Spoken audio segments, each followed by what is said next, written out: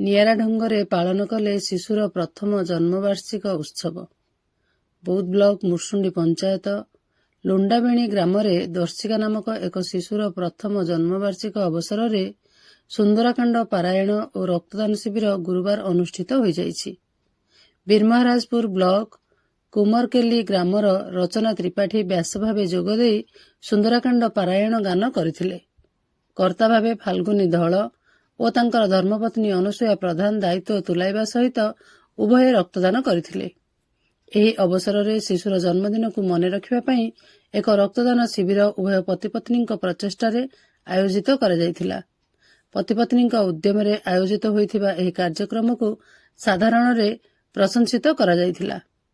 ଏଠାରେ ରକ୍ତଦାନ ଶିବିରରେ 50 ୟୁନିଟ୍ ରକ୍ତ ସଂଗ୍ରହ କରାଯାଇଥିଲା। ବୌଦ୍ଧ ବ୍ଲକ ବ୍ୟାଙ୍କ ଅଧିକାରୀ ଭଞ୍ଜକିଶୋର ରାମଚନ୍ଦ୍ର ଦେଓ ହେମ୍ରମଙ୍କ ତତ୍ତ୍ୱାବଧାନରେ ରକ୍ତ ସଂଗ୍ରହ ଶିବିରରେ Janapang medical doctor Dibyaranjan Meher, ICTC Banoj Kumar Pradhan, blood bank technician Debadutta Kishan, laboratory technician Sudhir Kumar, staff nurse Juda Sabar, attendant Rajat Kishore ତଥା ବୌଦ୍ଧ ବ୍ଲଡ ବ୍ୟାଙ୍କର କର୍ମଚାରୀମାନେ ଯୋଗଦେଇ ରକ୍ତ ସଂଗ୍ରହ କରିଥିଲେ।